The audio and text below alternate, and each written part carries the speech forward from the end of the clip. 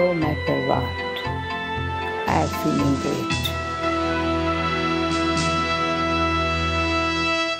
Welcome back to our meditation special series on Light of Knowledge. We have talked about how meditation can influence children, and we are going to continue on to talk about its effect on teenagers. Teenagers is a time of life when we've talked about the sweet 16. Teenagers are very creative, but at the same time we also hear about troubled teenagers. So let us try and understand how meditation can help them. And to answer our questions for us, we have with us in our studio Dr. Donika. Dr. Donika, welcome to the show. Thank you. Om Shanti. Om Shanti. Dr. Donika, we had a very nice discussion about children and how meditation can influence children. So the next step in life that comes after being a child is you cannot be a child forever. You have to grow up and you become a teenager. So how can meditation help the teenagers? Because these days it has been seen that teenagers go through the same amount of stress that a grown-up will have. And in that case, how can meditation help them? Let us first, sister, try to understand the difficulties of the stress level of the teenagers. As soon as the child completes his childhood, that is after 12 years of age, the 13th, when it starts, now he is in a different criteria, we can say. Teenage is the part of his life where now he himself doesn't think himself to be child. At the same time, he wants that his family, the society near him or the environment where he is living, they should notice him. So he also almost wants to be a grown-up. Yeah, he wants to be a grown-up, but at the same time the family is not looking him as grown-up. Yeah, because he's still their baby. He's still their baby. And one thing, the child himself thinks that I should be noticed as a grown-up, and the family is not noticing him as a grown-up, as a child. He himself has a complex inside that what is this? Nobody is noticing me. And he starts developing some habits, or you can say some atmosphere like that. He has some influence on the society now that people should notice me. Okay, so this could be where the inferiority complex starts maybe in life? We can't say that always it's inferiority complex, but it has something to do with hormonal influence too. Okay, puberty. Yeah, yes. as the child has its puberty, and here the physical changes as well as the mental changes. Due to this, there is a mixture of both of this, and due to this the child is like in a teenage criteria, and here he has that I should be at a level where I should have access to the people or my family, and family should ask me something before doing what they are doing or what they want me to do. They should at least ask me before their demands or their expectations. Oh, so he is almost expecting to be treated as a grown-up even within the family, in the sense that decision-making, he should be part of the decision-making of the family. And rather, even if he is not doing so, the parents or the family himself should make him do so, because in either way this will make him to be self-dependent now. Okay. And it's very essential, sister, today as we are living in the atmosphere and environment where we are seeing now the parents both are working. Yes. When he was a child, it was okay, he was treated as a child and parents wanted to do these and these things, the child used to say yes. But now the child or the teenage child should be given that much freedom that what do you think? We think that this is the best for you. We think that this criteria or this study, or you can say this subject, this extracurricular activity would be good for you. But what do you think? Are you comfortable with it? So there has to be a dialogue between the parents and the teenager. It sounds to me it's very critical to have that kind of dialogue. Yeah, it's very true, because many of the times what I have seen that parents, they have their own dreams. For themselves, they had their dreams, and somewhere or the other, if they were not able to fulfill those dreams, they think that my child will fulfill those dreams. You know, that's very true, because it happens a lot of times where in families, you have your parents who are professionals, and they expect their child to follow them in their footsteps. And but the child may not have interest in that particular profession because he or she has his or her own specialties that they want to develop, and that can create a very stressful situation in the house. It looks stressful, but actually it is not stressful. Now the meditation part starts here. Okay. When the family starts to know that the child has his own specialties, and at least he should be given one chance to do so. Say suppose the child is having a special interest in sports field, so the family should say or give freedom to the child that you have to follow the schedule of your study part as you were following. That's right. You study your whole things.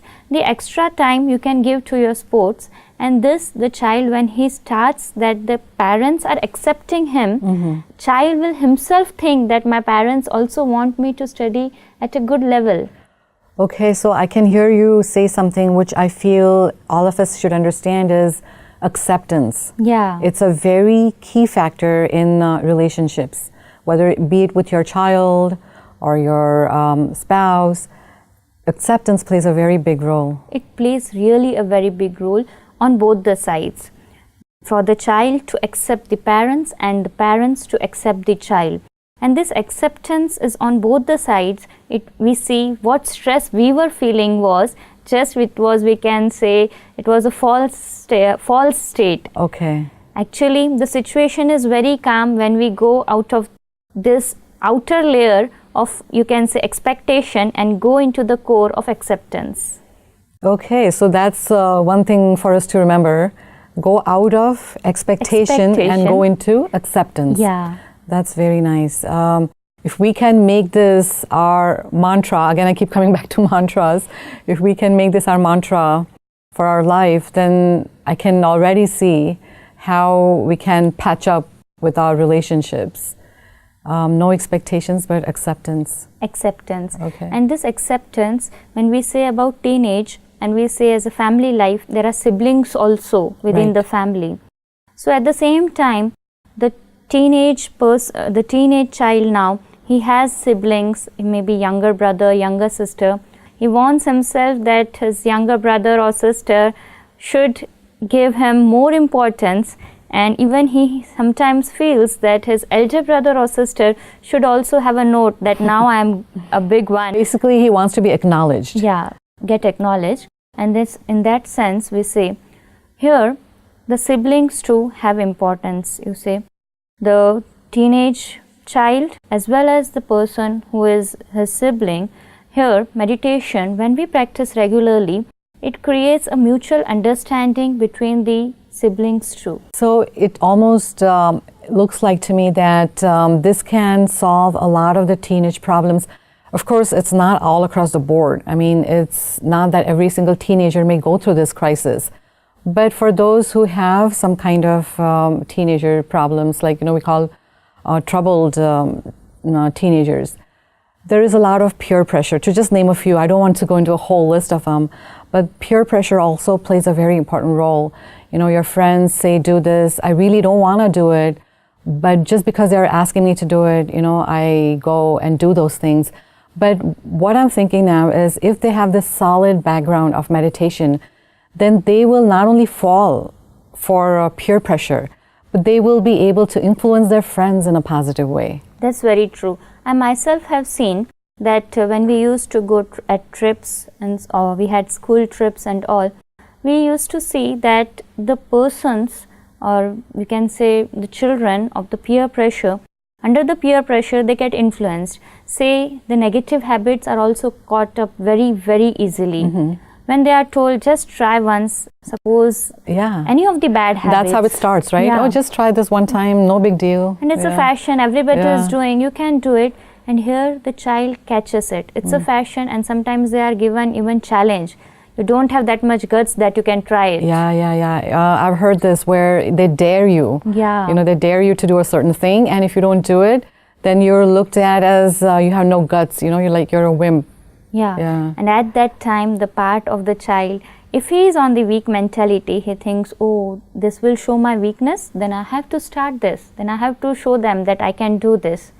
And here, there is no understanding, the intellectual level, it's not working well, and that's why the child or the teenage child accepts that oh, I will try this once, and here the bad habit or the peer group pressure will attract him. Will start. Okay. Now here what is necessary as a treatment or as a medication is one should, the teenage child, one should learn to say no.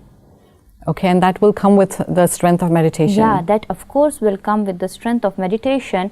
I myself have experienced that many of my friends, they used to tell me that see those persons, they are doing that, and see that's now fashion. I bluntly used to say no, it's not in my standards, and they themselves thought that if she's saying no, there must be some reason, and rather I saw that they may also have been deviated, but with the influence of positivity, they were not deviated on that aspect. That's, a very good example, because that's what happens most of the times. Your teenager, if you ask him or her to do a certain thing or not do a certain thing, they'll say, so what's wrong with it? Everyone is doing it. All my friends are doing it. So you have had personal experience with this, where because you've been meditating since childhood, you were able to stand your own ground. You were firm with your decisions, and you did not allow your friends to affect you in a way that you thought was negative. And rather, our thought of positivity made an impact on them also. So our positivity not only helping ourselves, but see its vibration, it's helping others also. That's right. That's right. Another factor which it is universal. It doesn't apply to any specific group, whether you're a child, teenager, youth, adult. It doesn't make any difference, is love. But is it right to say that in teenage years, there's a lot of confusion, and maybe they are looking for love in the wrong places, and because there is incidence of teenage pregnancy, and maybe the love is misplaced, and that's the reason for this increase? They are looking for the right thing, but at wrong places. They want love, but they're looking at wrong places, because the love what they have defined, they think that it's bodily love, but that's a mere infatuation in this age, or you can say a mere attraction for which they may have to repent later. Yes. So I would suggest all my teenage friends who are watching this, that going deep into it, we can realize that the love they are thinking in physical attraction, it's not actually the love, it's only an infatuation, and this true love can be experienced through meditation. No human in this world can satisfy us, it's a guaranteed aspect. Yeah, for few months, for few days, for few weeks, we will be attracted to a person, we will think he or she is so good, he has so many good qualities, but I guarantee, stay for some while, stay for few days, few months or few weeks, you will start finding the negativities, and now the person who you were liking the most, now you will say, oh, he was the person I was liking it. Yeah, that's referred to as a love-hate relationship. Yeah. So anything in excess is a poison. Anything in excess is a poison. Say if you like sweet and you say that, sister, I like sweet, I want to have sugar. But if you are said that now you have to eat only sugar, then you cannot. In the same way, the physical aspects, what love was taken into, was totally at a wrong place. The true and the, we can say, natural source and pure source for love is only that Supreme Soul, Shiv Baba, and its guaranteed result. Right. When I experience to get connected to Shiv Baba, once when I get that influence of his love, once I feel the power of his love, once I feel that he is the ocean of love and he is engrossing me with his pure love, now I am away from that bodily attraction. Now I can focus on my studies, my extracurricular activities, my responsibilities, and with this focus, I become a responsible teenager, a responsible human being. Yeah, because staying pure with your intentions and your attitude will help you go a long way, staying focused as well. Another aspect that's coming to my mind about this teenage years is internet access, whether it be social media or just surfing on the internet. That also takes up a lot of time away from teenagers, and it's not necessarily a positive influence. So how can you guide them in terms of staying away from, because there's almost like, they're hooked on to this internet. You just go to a group of teenagers, everybody will be, on their social media and whatever it is that they do. Everyone will be on their social media. And that I think is a little harmful. Yeah, it's very true. We see today the influence of the society is that the child themselves have competition, the children or the teenagers themselves have competition, that our friends are having mobile, so I should have mobile. And this mobile part is playing the big game over here, because here we get all the things, the Facebook, WhatsApp and all the internet stuff is there. Now we have two options. We can utilize it for the good also or for the bad also. But the thing that is seen today is we are utilizing it more for the bad aspects, which can be replaced by the good aspects. Right. Now, the thing is, how can we replace it with the good aspects? We have the Facebook addiction so much that the children today every now and then post their status, they want the photos to be taken up, and because you see there is a hormonal change right. and they want themselves to be noted, they right. want themselves to look so good. Right. So they have photos, and those, you can say, snaps are again circulated on Facebook, WhatsApp. Selfies. Like, everybody's big on selfies these days. Now they have become selfie fans. And the chatting part is also not less. The question over here comes, this addiction or this internet, we can say internet, Facebook, whatsoever they were hanged up with, this limit ourselves to that part only, and our progress is hindered. What time we can utilize it for our development, somewhere or the other we are wasting that crucial time. Yes. I don't say that you shouldn't do it at all. We can fix up a time for it, that daily for half an hour I can just see what messages I have to look for, or if anything on there which I have to talk to or which I have to ponder to, I can do it. Or you can utilize the time when you are, say, driving with somebody else is driving, you are on your way and you have a time in that traveling, that time you can utilize it, that your time is also not wasted and you are utilizing it for a while. The other aspect of internet today comes that children are so much deviated, they get into negative impacts, or you can say they are somewhere or the other have a negative influence by this internet. Here comes the role. If the children come to know that there are many positive things in it, there are many motivational talks, there are many talk shows on it, which really can inspire us, which can guide us for our future career. If they have their outlook changed into this, they can definitely have a progress for themselves. So this kind of brings us back to what we were discussing in our previous episodes about restrictions. There are no restrictions. I mean, what I'm hearing you say is there are no restrictions to internet surfing, but you do it within limits. Don't get hooked up to it, and don't make that your priority. That's what it sounds like to me. And if teenagers out there, can get this valuable message that it's okay to surf, but within limits, that would help them a lot. Yeah, that's very true, sister. Sister, in addition to this, are there any other guidelines or any other messages that you might want to give teenagers? Yeah, for the teenagers, I would definitely like to give a message that this age is a very wonderful age, you can say, where you have to get to be a matured person. You are looked like, people assume that now you have gained your now you have started gaining your maturity. So I would like to say to my sweet teenagers that please utilize this age, this wonderful age, to connect with God, because once you start this connection with God, you will have a totally different life in future.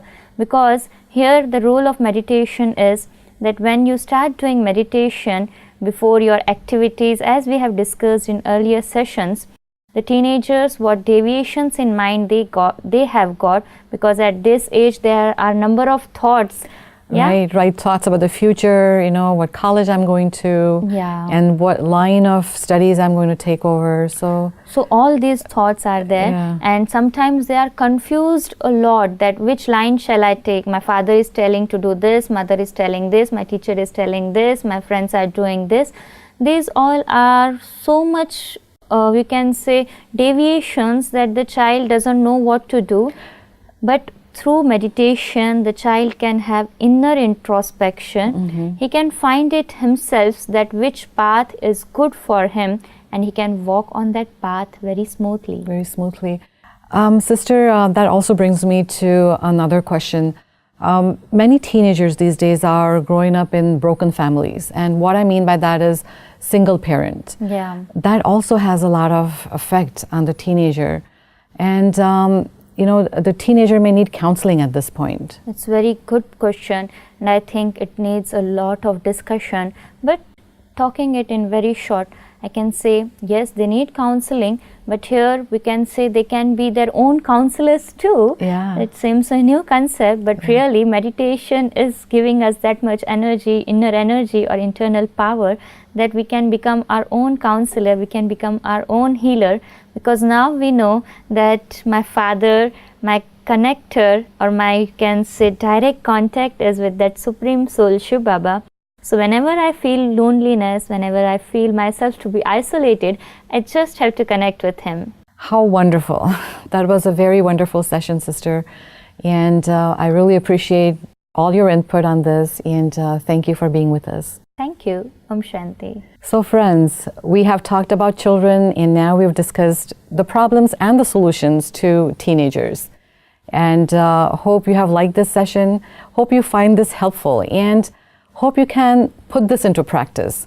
Whatever we are learning here throughout these different episodes, I hope you can put that into practice. And we'd like to hear from you how this is helping you change your life.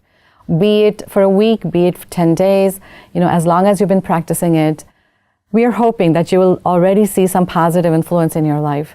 So let us know. And once again, thank you so much for watching us, and we will see you again.